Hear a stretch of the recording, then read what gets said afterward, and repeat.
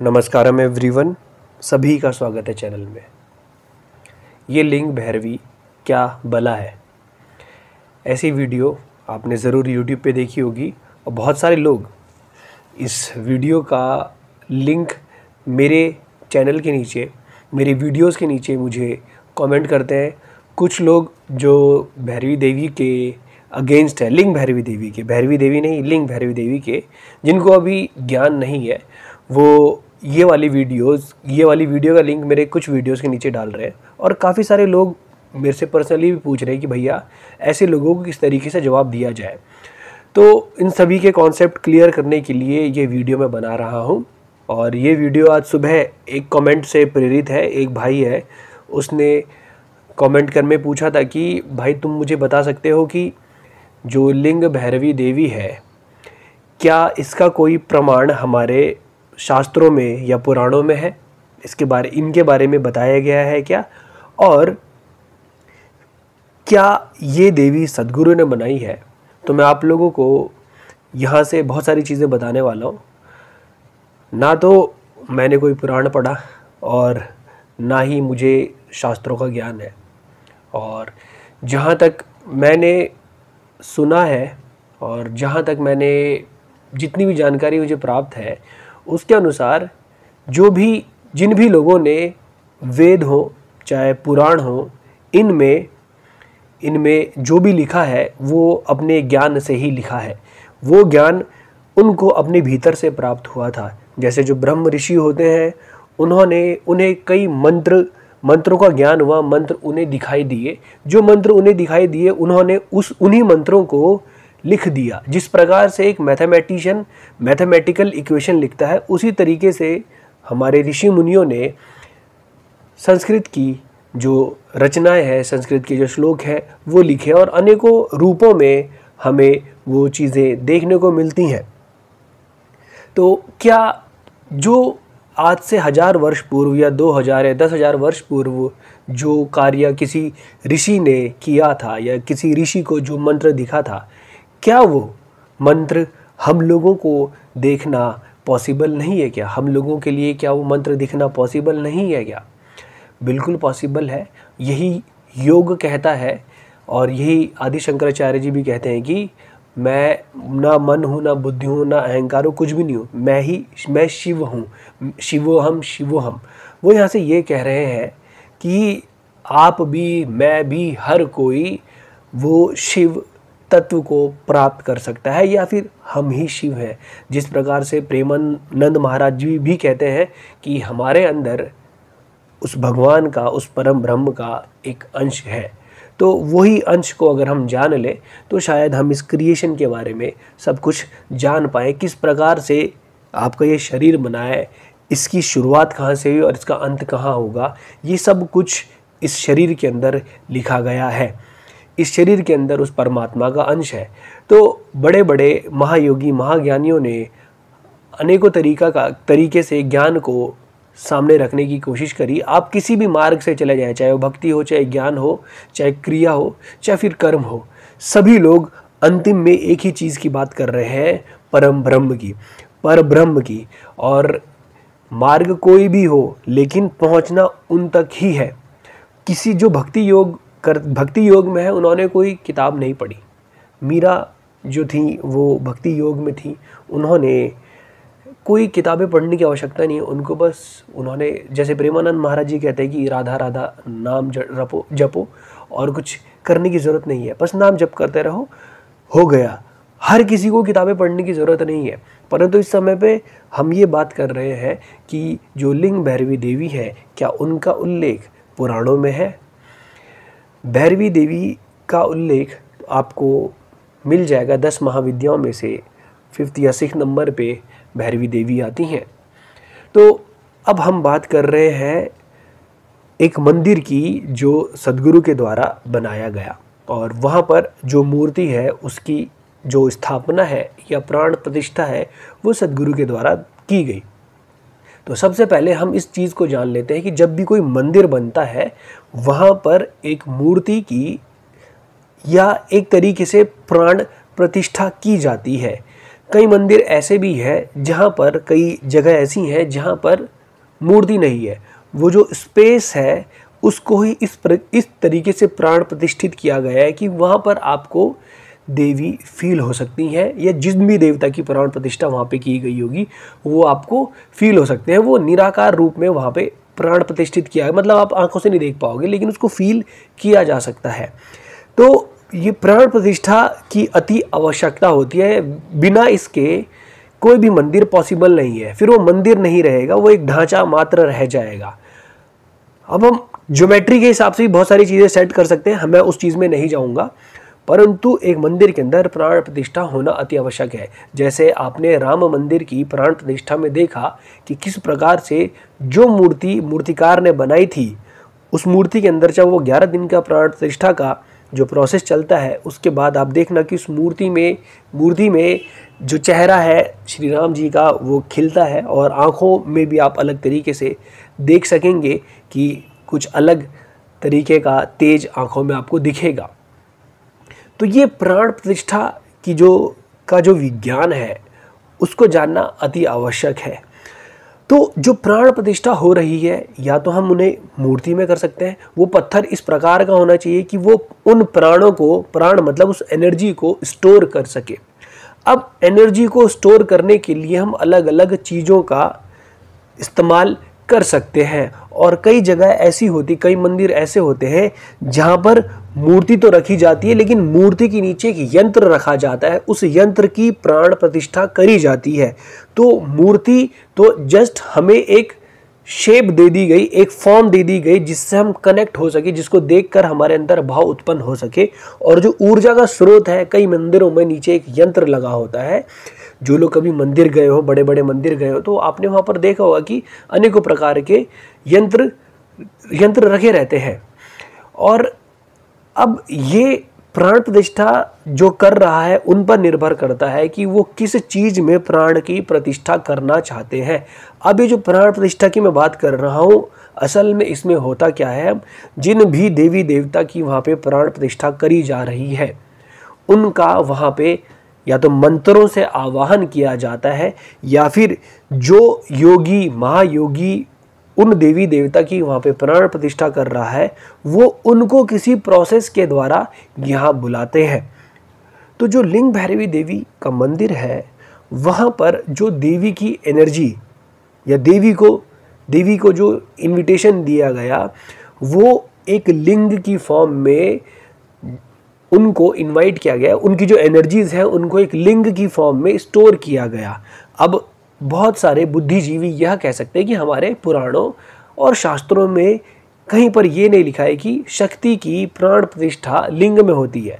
मैं इसके भी आपको एग्जाम्पल दे दूंगा, बट फिलहाल के लिए मैं यहाँ से आपको ये बताना चाह रहा हूँ कि जो लिंगात्मक रूप होता है या लिंग वाली जो फॉर्म होती है, उसमें एनर्जी बहुत लंबे समय तक स्टोर करके रखी जा सकती है। इसीलिए लिंग की फॉर्म में आपने शिवलिंगों को लिंग की फॉर्म में ही रखा जाता है, या फिर वो जो आखिरी में जो फॉर्म बनती है ना, जब एक आदमी ध्यान की गहरी अवस्था में जाने लगता है तो उसकी एनर्जीज जो लास्ट शेप लेगी फिजिकल फॉर्म में, एनर्जी को अगर उसकी पीक तक लेके जाना है, उसके हाईएस्ट लेवल तक लेके जाना है, तो वो लिंग की फॉर्म में ही रह सकती है। और जब एनर्जीज फिजिकल से बाहर जाने वाली होंगी तो फॉर्मलेस हो जाएंगी। आप इस चीज़ को समझना, वो फॉर्मलेस हो जाएंगी, कोई फॉर्म नहीं रहेगी। तो जो हाईएस्ट फॉर्म ऑफ एनर्जी है, अगर उसको फिजिकल फॉर्म आप देखना चाहते हो उसकी, तो वो लिंग ही हो सकती है।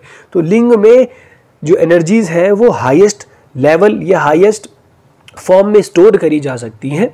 तो लिंग भैरवी देवी की जो प्राण प्रतिष्ठा है वो लिंग रूप में करी गई है। मतलब अगर उस पत्थर को आप देखोगे तो वो इलिप्स की फॉर्म में है, ठीक है। और मैं इसकी ज़्यादा डिटेल में नहीं जाऊँगा क्योंकि मेरी औकात नहीं है कि मैं देवी के बारे में कुछ भी बोल सकूँ, परंतु ऐसी अनेकों वीडियोस की वजह से मुझे यहाँ पर बोलने आना पड़ रहा है। मेरी कोई क्षमता नहीं, मेरी औकात नहीं है इस समय पे कि मैं देवी के बारे में आपको समझा भी सकूं कि प्राण प्रतिष्ठा क्या होती है। मेरी कोई औकात नहीं है। जिन लोगों को ये चीज़ देखनी है तो लिंग भैरवी देवी कॉन्सिक्रेशन के प्राण प्रतिष्ठा के 3 वीडियोस अवेलेबल हैं, लेकिन अब वो फ्री में अवेलेबल नहीं है। पहले यूट्यूब पे फ्रीली अवेलेबल थे, लेकिन इस समय पर वो फ्रीली अवेलेबल नहीं है। मैंने उसको अपनी गूगल ड्राइव में स्टोर करके रखा था, बट गूगल ड्राइव भर जाने के कारण मैंने उन वीडियोस को डिलीट कर दिया था, बट स्टिल वो मेरे पास मेरी हार्ड ड्राइव में स्टोर्ड है। अगर आपको वो वीडियोस देखने हैं तो मैं उनका लिंक डिस्क्रिप्शन में दे दूंगा, जहां से आप डाउनलोड कर सकते हैं, जो ईशा की साइट पे अवेलेबल है। लेकिन अब वहाँ पे वो कुछ पैसे दे के ही आप उसको उन वीडियोस को डाउनलोड कर सकते हो। सो ये ऐसा इसलिए किया गया है, पहले फ्रीली वीडियोस अवेलेबल हुआ करती थी, लेकिन कई लोगों ने प्रोपेगेंडा चलाने के लिए सदगुरु के अगेंस्ट बहुत सारी चीज़ें छोटी छोटी क्लिप काट के पब्लिक में डालनी स्टार्ट कर दी, जिससे वही लोग जो हमारे कल्चर से जुड़े हुए हैं वो हमारे अगेंस्ट होने लगे, सदगुरु के अगेंस्ट बोलने लगे। तो ये अच्छी चीज़ नहीं है। तो इसलिए बहुत सारी चीज़ें, बहुत सारे वीडियोस ऐसे जो पब्लिक प्लेटफॉर्म पे थे वो हटा दिए गए, जहाँ तक मेरी समझ है। तो अब इस बात पे आते हैं आगे कि क्या देवी की प्राण प्रतिष्ठा लिंग के रूप में नहीं हो सकती? तो ऐसा कहने वाले बहुत सारे कमेंट सेक्शन में मैंने देखा है कि बहुत सारे विद्वान आ जाते हैं, कहते हैं कि लिंग रूप में देवी की प्राण प्रतिष्ठा नहीं हो सकती। क्या आपने सारे के सारे पुराण पढ़े हैं? क्या आपने सारे के सारे शास्त्र पढ़े हैं या वेद पढ़े हैं, जो भी है? क्या आपने इन सब चीज़ों को पढ़ा है? तो अगर आपने इन सब चीज़ों को अगर पढ़ा भी हो तो मैं आप लोगों को एक चीज़ बताना चाहता हूँ कि पहले तो अगर आपने ये पढ़ा हो तो आप कभी भी, मुझे लगता नहीं कि आप सदगुरु के अगेंस्ट जाएंगे। लेकिन फिर भी अगर आपके बहुत सारे ऑडियंस ने को लगता है कि जिन लोगों ने पढ़ा उन लोगों की बात मान लेनी चाहिए, भले उन्होंने पढ़ा भी ना हो, ऐसे कई सारे लोग कमेंट्स करते हैं। तो जो काशी विश्वनाथ के मंदिर के पुजारी हैं, मेन पुजारी, वो सदगुरु के द्वारा प्राण प्रतिष्ठित शिवलिंग है योगेश्वर लिंग बेंगलोर में, और सेम योगेश्वर लिंग है हमारा ईशा योगा सेंटर में। जो आदि योगी की बड़ी मूर्ति आपने देखी होगी 112 फीट की, वो कोयम्बटूर में भी है, बेंगलोर में भी है। तो उस मूर्ति के आगे एक शिवलिंगम स्थापित किया गया है। वो शिवलिंगम की सब पूजा करने के लिए काशी विश्वनाथ से पंडित आते हैं, और वो पंडित ये कहते हैं कि हम इसके अलावा दुनिया में के किसी भी कोने में पूजा करने के लिए नहीं जाते हैं। वो लोग केवल और केवल सदगुरु के कहने पर लिंग की पूजा करने के लिए आते हैं, सप्तऋषि आरती करने के लिए आते हैं।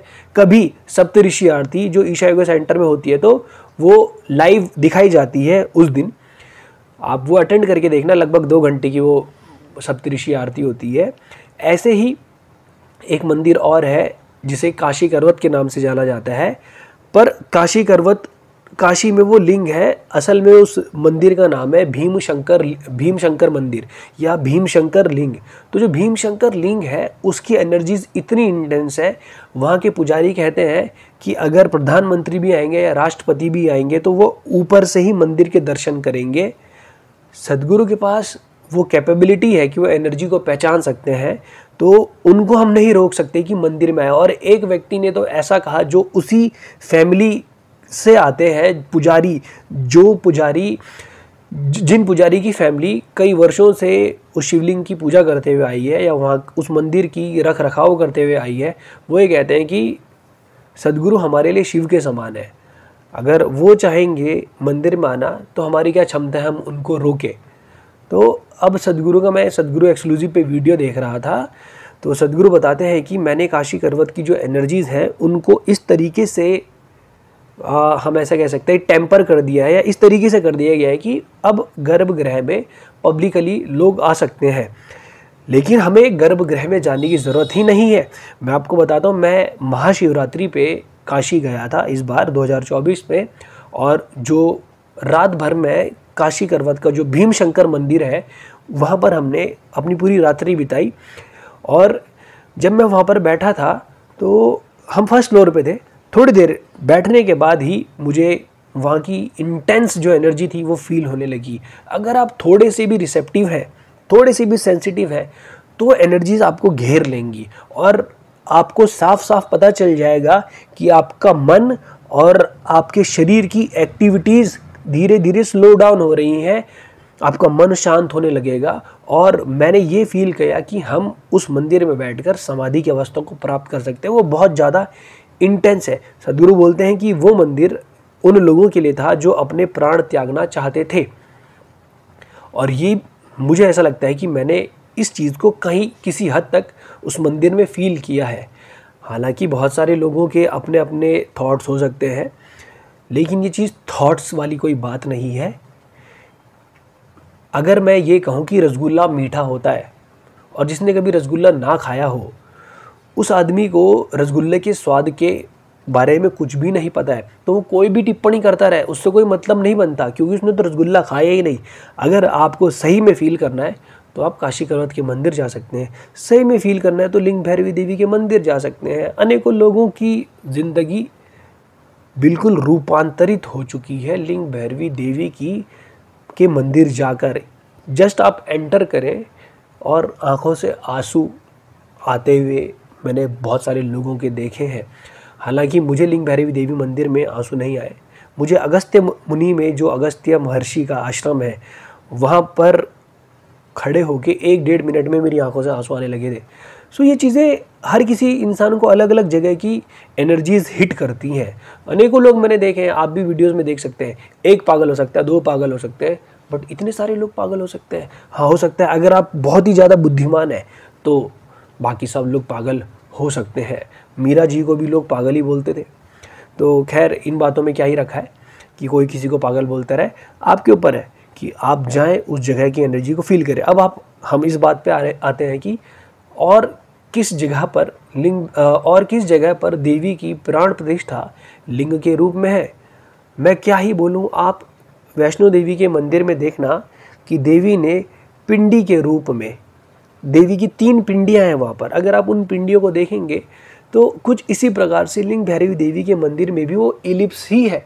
अगर आप उनको देखेंगे तो वो ऐसे ही कुछ फॉर्म है। और साउथ में अनेकों मंदिर ऐसे हैं जहाँ पर देवी लिंग की फॉर्म में ही प्राण प्रतिष्ठित करी गई है। अब आपको उन लोगों की बात सुननी है जो ये कहते हैं कि लिंग भैरवी अब क्या भला है। मतलब वो कई सारे लोग ये बोलते हैं कि ये लिंग भैरवी जो है ये यक्षिणी है, ये देवी नहीं है, ये यक्षिणी है। अच्छा, आपको कैसे पता कि यक्षिणी है? पहली बात तो ये है। दूसरी बात, ऐसी बातें केवल वही करता है जिसे अपनी लोकप्रियता कमानी हो। मतलब सदगुरु की वजह से या तो वो लोगों की ग्रोथ नहीं हो रही है, क्योंकि सदगुरु ने आज तक कभी किसी के लिए कोई निगेटिव बात नहीं बोली कि ये ऐसा है या वो ऐसा है। लेकिन कुछ लोगों को निगेटिविटी फैलानी है, तो अपना कारोबार फैलाने के लिए जो भी है उसके लिए वो ऐसी बातें बोल देते हैं। परंतु ये आपके ऊपर डिपेंड करता है ना। अगर कोई कह रहा है कि शास्त्रों में उल्लेख नहीं है तो इसका मतलब ये नहीं कि जो चीज़ शास्त्रों में नहीं लिखी वो हो नहीं सकती है। महावीर कहते हैं, मतलब मैं सुन रहा था, ओशो कहते हैं कि महावीर के द्वारा या जैन परंपरा में इनिशिएटेड कुछ साध्वी ओशो के पास आए और उन्होंने कहा कि हमारे यहाँ पे ये कहा जाता है कि हमें जूते नहीं पहनने हैं। तो ओशो कहते हैं कि लाओ, अगर नहीं लिखा है तो मैं लिख देता हूँ। क्योंकि उस समय पे, आज से जब हज़ारों साल पहले की बात हो रही है, तो उस समय पे जूते नहीं हुआ करते थे, और अगर जूते हुआ भी करते थे तो चमड़े के थे।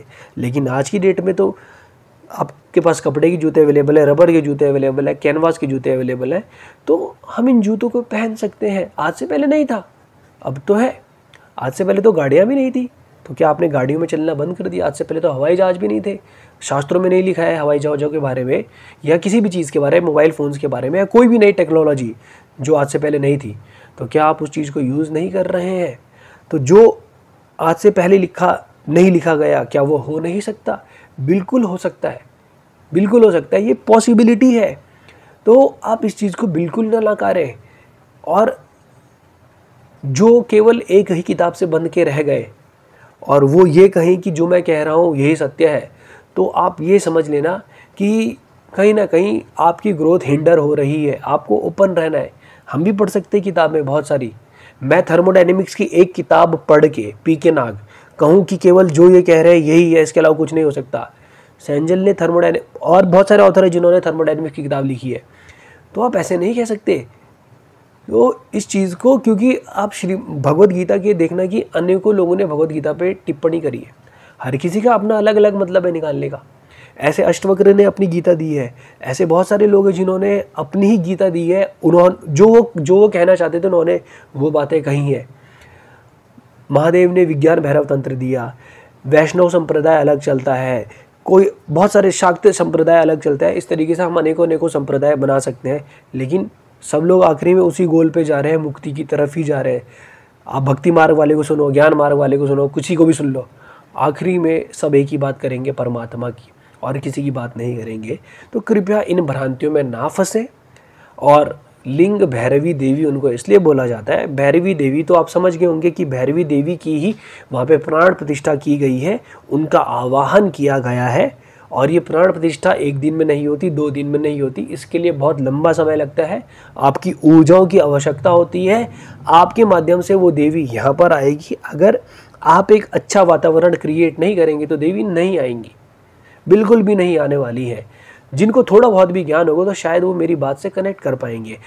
जब श्री राम मंदिर की प्राण प्रतिष्ठा चल रही थी तो आपने देखा होगा कि किस प्रकार से वो 11 दिन तक नरेंद्र मोदी, जो इस समय के हम कह सकते हैं कि राजा है, वो 11 दिन तक उन्होंने वो प्राण प्रतिष्ठा के लिए वो रेडी हुए, उन्होंने अपनी बॉडी को प्यूरीफाई किया। एक इन्विटेशन, आप इन्वाइट कर रहे हो उसको, ठीक है, उनको इन्वाइट किया जा रहा है। तो इसमें बहुत लंबा समय लगता है। जो लिंग भैरवी देवी की प्राण प्रतिष्ठा करी गई है वहाँ पर 3.5 चक्रों को प्राण प्रतिष्ठित किया गया है। मैं जस्ट आपको वो नॉलेज बता रहा हूँ जो इंटरनेट पे अवेलेबल है। मेरी कोई औकात नहीं है कि मैं देवी के बारे में कुछ बोल सकूँ, मेरी कोई क्षमता नहीं कि मैं उनके बारे में कुछ समझा सकूँ।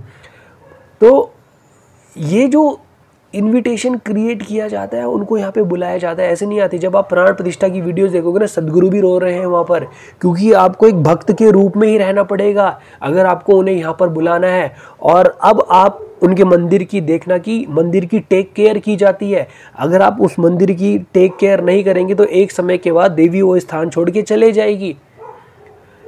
ओके, अब कई सारे बुद्धिजीवी ये भी बोल सकते हैं कि ये क्या फालतू की बातें कर रहा है। तो एक तो होता है साइंस, ठीक है, और एक होता है विज्ञान, जिसे कहा जाता है विशेष ज्ञान। विशेष ज्ञान और साइंस में अंतर है। साइंस को भी बहुत लंबा समय लगेगा उन चीज़ों तक पहुंचने पे। निकोला टेस्ला बहुत बड़े साइंटिस्ट थे, और वो जब स्वामी विवेकानंद से मुलाकात हुई थी तो जो स्वामी विवेकानंद कहना चाहते थे या स्वामी विवेकानंद के एक्सपीरियंस पर था, निकोला टेस्ला उस चीज़ को मैथमेटिकल फॉर्म में डराइव करके लेकर आना चाहते थे, मैथमेटिकल इक्वेशन लेकर आना चाहते थे, पर वो नहीं ला पाए। तो निकोला टेस्ला दुनिया के बहुत बड़े साइंटिस्ट, और स्वामी विवेकानंद जो कहते हैं कि ये सब कुछ जो भी हो रहा है वो एटर्नल मदर या जो भी देवी हैं उनकी वजह से, वो देवी की ही आज्ञा का पालन कर रहे थे। यहाँ पर जब वो एक बार एक गुफा में पहाड़ों की साइड कसार देवी के आसपास के इलाके में स्वामी विवेकानंद ध्यान में बैठ जाते, बोलते कि अब मैं यहाँ से नहीं हटूंगा। तो ये सुनने में आता है कि स्वामी विवेकानंद को देवी धक्का मार के उस गुफा से बाहर धकेलती है कि जा, तेरा काम अभी बचा हुआ है, इस काम को पूरा करके आ। ओके, तो इन चीज़ों को जो हमने टेक्स्ट बुक में साइंस पढ़ी है ना, केवल उसके बेसिस पे जज करना छोड़ दो, हमारी क्षमता के बाहर है अभी।